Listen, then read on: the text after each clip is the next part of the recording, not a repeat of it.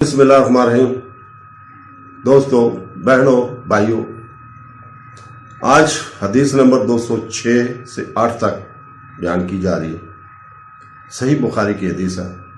حدیث نمبر 206 میں ابو نعیم نے بیان کیا، کہا ہم سے زکریا نے یحییٰ کے واسطے سے نقل کیا، اور وہ عامر سے، وہ عمرو بن مغیرہ سے، وہ اپنے باپ مغیرہ سے روایت کرتے ہیں کہ میں ایک سفر میں رسول پاک صلی اللہ علیہ وسلم کے ساتھ تھا، تو میں نے چاہا کہ وضو کرتے وقت آپ صلی اللہ علیہ وسلم کے موزے اتار ڈالوں۔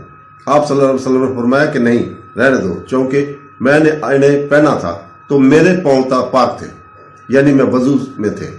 پس آپ صلی اللہ علیہ وسلم نے ان پر مسح کیا۔ 207 میں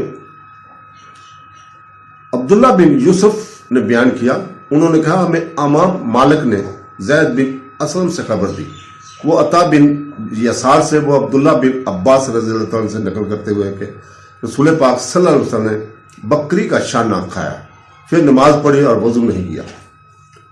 تو دوستو 208 حدیث میں یحییٰ بن بکیر نے بیان کیا ہے کہ ہمیں لیث نے عقیل سے خبر دی، وہ ابن شہاب سے روایت کرتے ہیں، انہیں جعفر بن عمرو بن امیہ نے اپنے باپ عمرو سے خبر دی کہ انہوں نے رسول پاک صلی اللہ علیہ وسلم کو دیکھا کہ آپ صلی اللہ علیہ وسلم بکری کے شانہ کے کاٹ کر کھا رہے تھے۔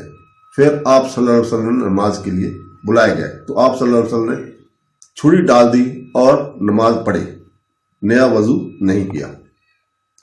تو دوستو، اللہ تعالیٰ سے دعا ہے کہ ہمیں قرآن، تفسیر، حدیث کو سمجھنے اور اس پر عمل کرنے کی توفیق عطا فرمائے۔